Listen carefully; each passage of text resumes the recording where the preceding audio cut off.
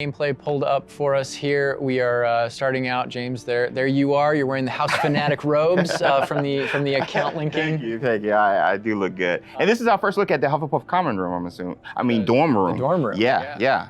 This is awesome. But Alan, what are we seeing right here with the UI? Because this is our first look.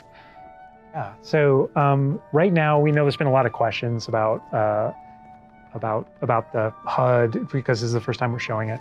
So kind of going over it from right to left, on the bottom right is what we call our spell diamond. Mm-hmm. So those are, everything that you see in it are slottable spells. So we have over 20 slottable spells that you can earn over the course of the game. Okay. And that's where the player can place them and use them and access them very quickly. To the top left of that is, you'll see the D-pad, and on the left is an eyeball, and on the right is a bit of a grid. So the eyeball is an example of one of, not a slottable spell, but what we call an essential spell. There are certain spells that are used in very specific contexts, or that we just want on the controller at all times. Mm-hmm. And Revelio is one of those. That's left on the D-pad. On the right on the D-pad is that grid represents where you might slot spells. And so right now, today, we're not going to be going into the spell slotting menu because we feel like there's a lot of spoilers there. You know, like what are all the spells and what can we do? I would like spoilers, but I understand. But we do want to make sure there's still some goodies left to share with everyone. And then on the left side, that thing that has the L1 button next to it, that's another thing where we don't want to spoil, but basically that's where you access your tool wheel. So there's a lot of magical tools that you're going to be kind of brewing and growing over the course of the game. And so that's where you would access them rapidly, is our tool wheel. Okay, cool. There are a few things that I left off the table on the right. The green bar is your health, and basically there's a potion next to it. That's how you might heal. The bar above it, we're keeping a secret for now. I apologize. And all the way on the left is our mini-map with a kind of overhead view of where you are currently in your common room that updates as you travel through Hogwarts and beyond out into the world. And for those fans out there that aren't a huge fan of minimaps, because we know they exist, there's also options to remove the minimap and turn on or off different elements of our HUD. But really immerse yourself. And we'll go more into the spells as we get into combat, but that's kind of, that's what you're seeing there. And this is our HUD. Also, Andrew's giving us a good look over here. I want to call out. I'm a big fan of the bedside tables in the dormitories. Very nice bedside tables. They are nice bedside tables. Yeah. The honey-colored wood was mentioned in the writing. It's part of lore. It's part of lore. There we go. All right. So now we're walking out into. We really tried making these low-ceilinged dorms to give you that Badger set sort of feel. And the first thing I know is the music. The score is amazing with this. Gorgeous. And I'm calling out here, this is unique music that you're hearing for the Hufflepuff Common Room.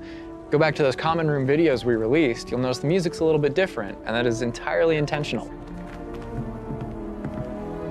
We just want to welcome you to your common room in every single house, just a little bit differently. So you can customize that experience right away. Oh my gosh, that's so awesome. Look at that. So, I mean, beautiful design.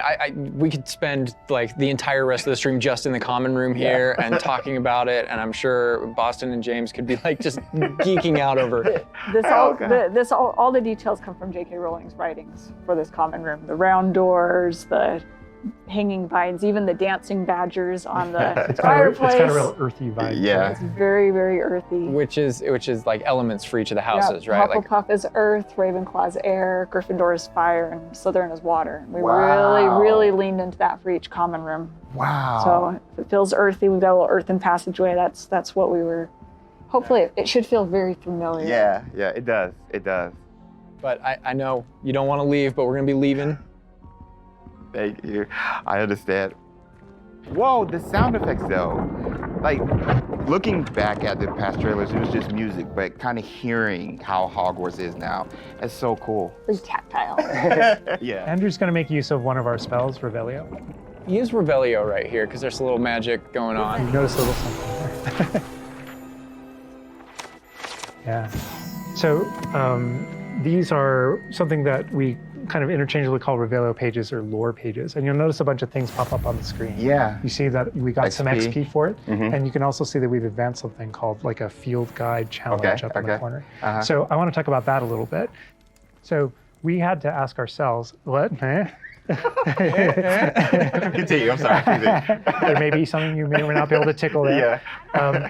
But in our game, we had to answer the question, we're a late fifth year. What does that mean? How do we catch up to the other students? Okay. And so we have an answer to that question, and it's given to you by the staff. So there's something that we call the Wizard's Field Guide that's granted to you early on in the game. And the Wizard's Field Guide is how you actually work on catching up with the other students. So Andrew, if you hit pause for me up here, before we push forward a little bit, you can see in our pause menu, it's got this book theme. Wow. That's your Wizard's Field Guide. And you can see your house kind of crest in the middle, overlaid yeah. over it. Okay, Right? And you okay. can see that on your level as well. So that the field guide has this magical property of looking out into the world around you. And the reason why it's on loan from the Ministry of Magic and the professors So have cool. granted it to you as a late fifth year student is because they want it to help you catch up to the other kids. And its magical property is to discover different opportunities to learn and grow all around you.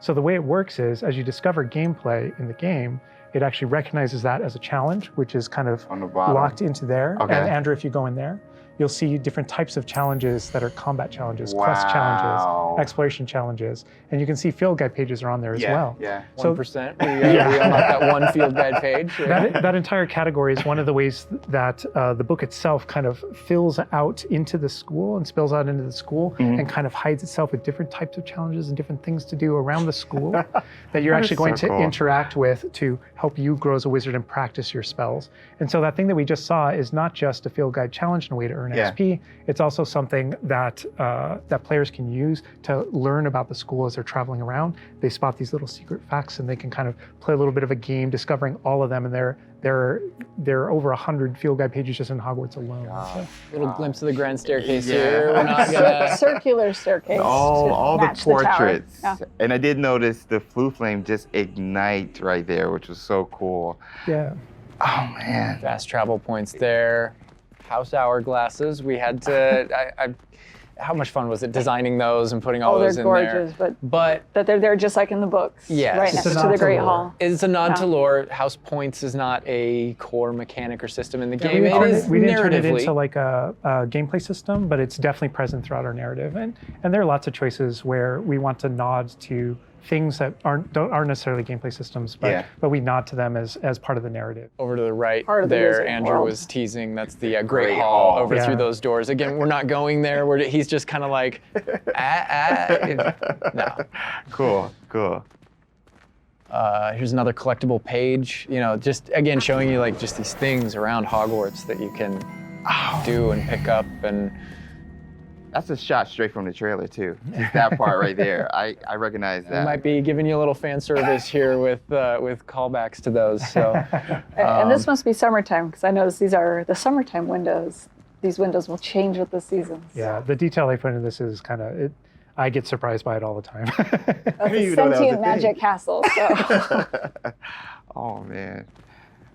And we're going out. Look at that.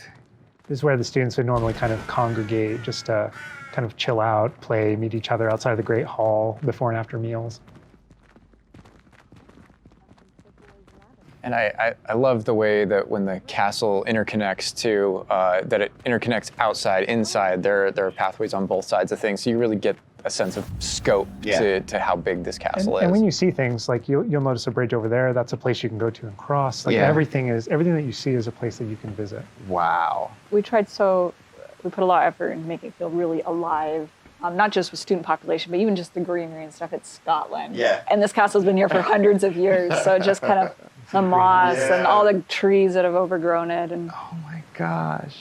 that landscape, that This Scottish. location might look a little familiar to you. I thought I recognized it. I believe this is from the Spring ASMR. And yes, so that puzzle right there, that view, Andrew is taking us right back to I am going to tell Andrew not to interact with that puzzle and to keep moving on. No. We can't spoil everything. We can't give you everything, right? Hogwarts contains a lot of secrets. Oh my God. But this is this grand entryway right here coming down into a really kind of central area. Yeah, we're coming upon the central hall, and we pointed out the greenhouse outside, and we'll notice when we get down there that it's on the right. This is a big hub of the school. Like it's a big castle, but it is designed so you shouldn't get very lost. This is kind of a grand central station. I love that. I love Each that. direction, it's green over there, so the greenhouse is over there. Transfiguration courtyard, the library straight ahead. So it's kind of the hub Oh my of God. a lot of the castle. Even the color, visually, you can just tell, okay, green, Oh, green, go greenhouse. that way. Oh my God. A lot of it'll be subconscious, but Yeah. it'll help you really learn the castle and feel like you know your way around. That's not to say that it's easy to learn. All of us here still get pretty lost in it It on a is a daily castle. basis. It It's a is. castle. Great point. I love that Andrew's definitely teasing a lot of things here. I'm noticing he's swinging the camera this way and that. Yes. He's got this grin on his face over there that's just like, yeah, I know what I'm doing. I know what I'm from the reveal trailer. There's that dragon. Oh my This God. is another location where the students will gather, and just kind of chill out. And an opportunity to talk to somebody, get a quest giver here. Is everything all right? Yes, I'm sorry. I'm Nellie, by the way. I'm just so excited that the Daedalian keys are back. The what keys? The Daedalian keys. Surely you've seen them flying about. Rumour is that a former headmistress, Professor Moll, conjured them to protect the contents of certain locked cabinets years ago. Professor Black couldn't be bothered to disenchant the keys, and they appear every few years. You should try to catch one. Why would I do that? Each key will lead you to a locked cabinet somewhere in the castle. If you can manage to get the key into the cabinet lock, not an easy task, you may find a reward.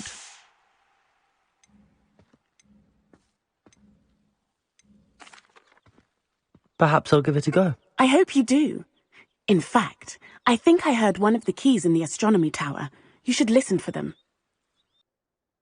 So those kind of side quests are really, it's a cool way to interact with your fellow students, with perhaps other teachers, with, various things like that, as well as teach you some more of the secrets of Hogwarts, I think. There's a in this little case, bit of that. absolutely. Yeah. So the students are a way to kind of like flesh out the school opportunities around it, what we can do, and then those interactions. Different interactions with different characters can also offer different choice points for the player, and then some of those things can affect things game-wide. Some of these affect characters' lives, the ending of the game. And sometimes it's just about you being a little bit of a Sometimes nice just about guy the or just mission. being a jerk. Yes, absolutely. So the scale really varies, but those opportunities exist for the player. Wow, look at this. This is the Dada Defense Against the Dark Arts Power. which this is one of my favorite locations in the castle. Just visually, you come in here and just the richness of It this is area. very iconic, very unique to anywhere else in the castle. Somebody else that we can talk to, notably a younger student. Yeah, she looks like a first year or an 11-year-old. Are you all right? Don't you know who I am? Zenobia Noak, the girl whom everyone at school hates for no reason.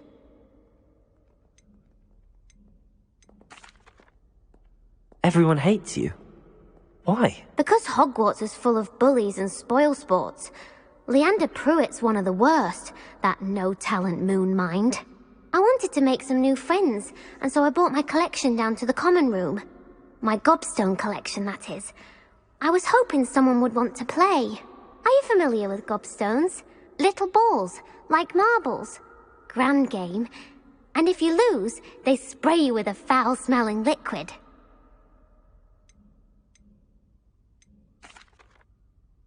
I haven't much interest in a game that sprays you with odors. Only if you lose, which I never do. Or at least, not often. People can be so cruel. Just because they're sprayed all over with smelly gobstone spit, it's their own fault for losing. Imelda is one of the worst losers. Everett and Astoria are terrible as well. And now those poor losers have taken my gobstones and hidden them in very high places all over the school.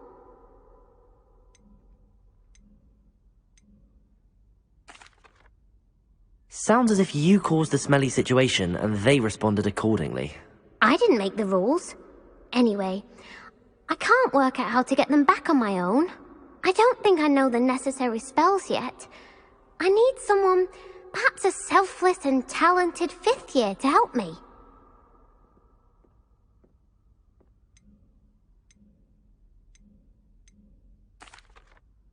I'll see what I can do. I'd appreciate the help. If you do find all of my gobstones, do come and see me again. I'll be back to playing Snake Pit and Jackstone by myself in no time. I love that interaction with her because there's so many ways that you can go with that. You can you can feel for her. You can be a jerk to her. You can be like, Gobstone sounds awful. It sounds like you're just mean. Yeah, and your opportunities to be mean there aren't over. So, they continue. That's a good example of the Gobstones too. I know people are gonna ask. Gobstones playable? They mentioned it, right? Yeah. Gobstones is one of the things that is not playable in the game. I know we've had to rip the Band-Aid off on a few things.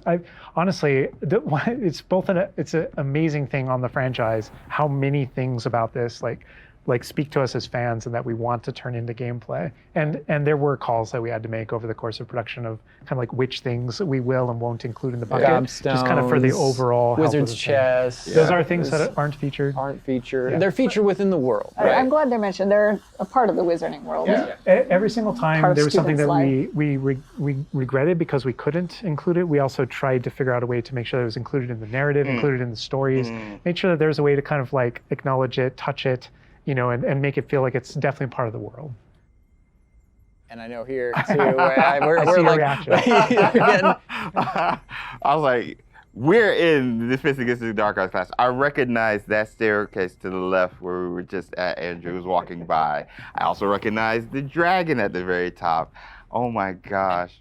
Being in a classroom, I think this is a good opportunity to talk about how classes work because we've gotten a lot of questions about that. Is it a schedule-based system? Is it so tell us how classes work. Yeah, so ultimately we decided not to go the sim route. So I think like one of the speculations was, is there time of day and that kind of thing. Like, can I miss class at this time of day? There is a day-night cycle. Yeah, there is a day-night cycle, but everything is very narrative-based, and so there's a big mystery going on in the world. There's something happening in the narrative, and we essentially see it as kind of like chapters in that narrative.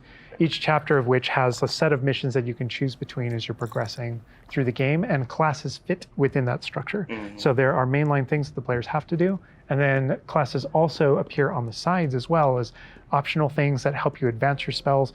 It's absolutely true that classes provide all of your major tools throughout the gameplay, your spells, your major abilities. You get to know the professors. Each one of them has these bespoke kind of events and moments in those missions. And then there are also additional opportunities outside of that through kind of like side classroom missions, essentially, where you can learn additional spells or things that you need in your adventure and also get to know the professors better. And I just want to call out something that Andrew's been kind of showing off, ways to kind of interact with the environment and just engage with the world. And, maybe down there he's sipping some tea with the Victorian high society. And it's no wonder you like this area because we built it for like the purebloods and the Slytherins. Oh, come on. Well, like, speaking of lived in, like, the sound effects again, the chatter of the communication that's happening and the footsteps, like, it just makes it feel more alive. Little events like that, the brooms going by I just saw overhead. a broom go by. Love that. The data tower was one example, but no two hallways should look the same in Hogwarts. It has a lot of personality. Every hallway should be a little bit different, and that's mostly to help orient the player, help you not get lost. But this is Hesperus Hall. That's a little nod from the Marauders, a name that came from the Marauders map. But every hallway will have a little bit of a different personality and personality. I like that because it does like Hogwarts has character. Hogwarts is its own character, no matter where you go. Yeah. Feels just a little bit different. Yeah. It's a sentient castle full of magic for hundreds of years. Yeah. It's going to kind of grow and develop. I heard something. Yeah. Speaking of characters. Speaking of magic, Mr. Magic himself. I feature a poltergeist too.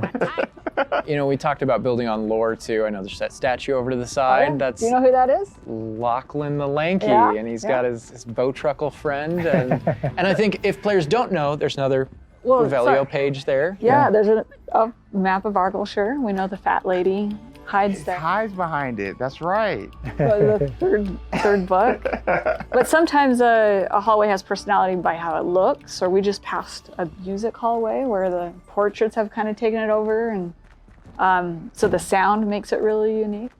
All right, I gotta call this out here. I know there's been some criticism in the past that our trailers and our gameplay and what we've shown so far has not had enough owls. Okay, so here we are at the owlery. We're looking directly at the owlery to show you all of the owls. It's a lot of owls. It's a lot of owls at the owlery. I love all the owls. fog rolling down that. Great callback. Great call. No, I also love that as I one of my favorite things about just kind of going around on the outside of the school is that all those things that I see are places that I can go to, that I can visit. I just love that sensation, That's knowing so that is cool. real. That lovely Scottish countryside. We're kind of closing out our mini tour of Hogwarts, and again, it was but a fraction of this enormous castle. But we're closing it out here in the clock tower, so another recognizable location. Yeah. But this is where Crossed Wands, which is the secret, not so secret dueling club, is that the students have put together. Professors definitely know about it, but they think they're being clever. And it's run by this Lucan Brattleby here. Who's in a younger year, but we kind of like that that he's running things. Hello, Lucan. May I use the training dummy? Of course. I'll fetch it and give you a list of combinations to practice. Ready to have a try now? That would be wonderful. Be sure to cast all your spells before the dummy lands. If you need to stop practicing before you finish all of them, let me know. And this is a really good opportunity to now jump into combat, because really in the game, this is going to be the first time where you yourself get to learn about combat and combos in a big way and in a new way. For me personally, this was where the game like really starts to open up to the possibilities. Yeah. So we've set up a training dummy, and this is kind of an activity where you're supposed to execute according to kind of the iconography on the top. Now, what we see on the top is the Accio spell, followed by 4 what we just kind of lovingly refer to as basic shots. There are certain spells what the wizards kind of like use, just kind of fling. Andrew's using one now. And you trigger that by tapping R2 on your controller. So you can see in the corner R2. So if you tap R2, that throws out a basic shot. But that R2 is also your gateway to all of the spells that you might slot. So if you hold R2 instead, you can see how the diamond expands. And if we let go, you see how it contracts. Yeah. And so if you hold it again, it expands. And so when it expands, then all the spells that you slotted while you're holding that button can now be tapped with your face buttons. Awesome. And not only that, but over the course of the game, you can gain additional spell diamonds, up to 4 additional ones, so that you can slot up to 16 spells, pretty much instantly. And then that helped us fulfill the fantasy of in combat, I need to be able to access things very rapidly. Yeah.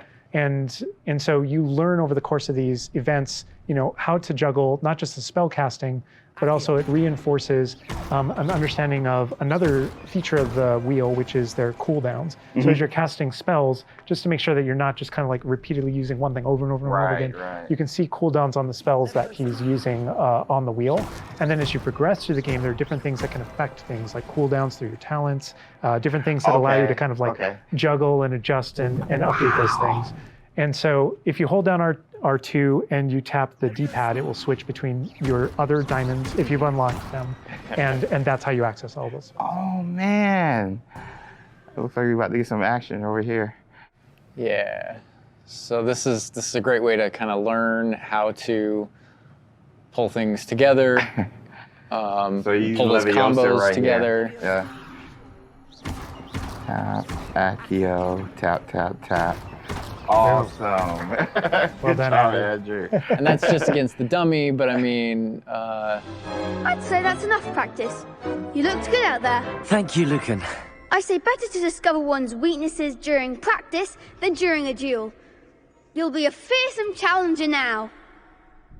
I think now we can take on something a little more challenging. It's going to shoot back. Now let's talk about some more features of the combat system.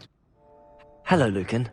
Is the next round of Crossed Wands all set? Why, yes it is. I've got a great match lined up. Ready for another round?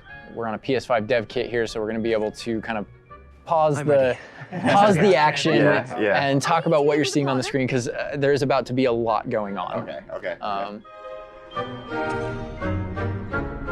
All right, here you can select if you want to fight with somebody else, some of your of the other classmates. students. Yeah. But in this case, we're not. We want that action to feel a little more frantic towards you to really get you that sense of combat. So Ready to apparently get you've thrashed. got quite the reputation because they've got you up against three people. Yeah. Apologies Off the in advance. jump. So I can explain this just because I know people are going to go into it, but we can probably just kind of jump in. You're not the only one that has Protego and the ability to deflect. The enemies do too. And we actually play with that when it comes to the spell casting. So you notice that there are different colored kind of shields around Yeah. the different characters. And you also notice that your spells have different colors on them. So to help players understand kind of like the function of their spells, we're trying to put them into brackets. So there are damage spells, there are force spells, there are, I'm forgetting the other one, all this control spells. And so those things for the player, they wind up also being a color indicator for which actual spell to use to break the different shields that enemies can use. That way it rewards kind of like that close attention that you're paying on things. We've got this paused here now, and you can kind of see all the elements on the screen, the halo around the avatar's head, each of the different shields, to kind of give us a breakdown of what's Give us going a breakdown of different things that you're saying. So you notice at the top that we're kind of like calling out which enemy you currently have targeted and their level and health. And so, as you target different characters, you'll be able to get that breakdown. The halo over your head, whenever an enemy is about to an attack, it's almost like you have a little bit of a sixth sense for those things that are coming.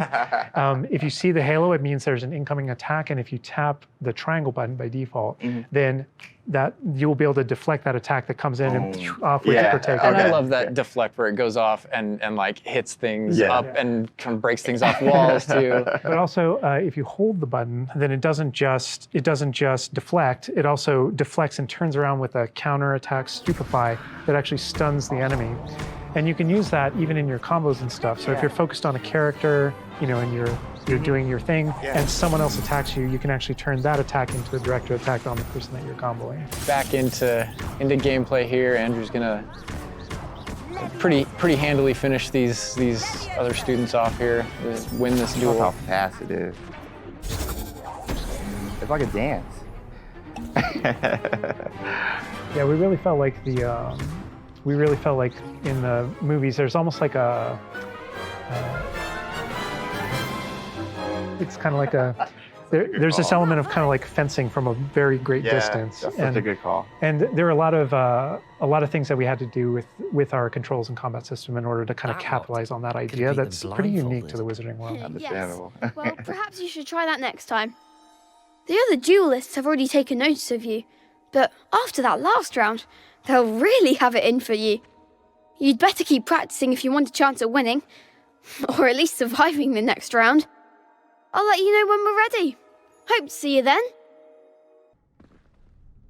The next round is for all the gobstones, so to speak.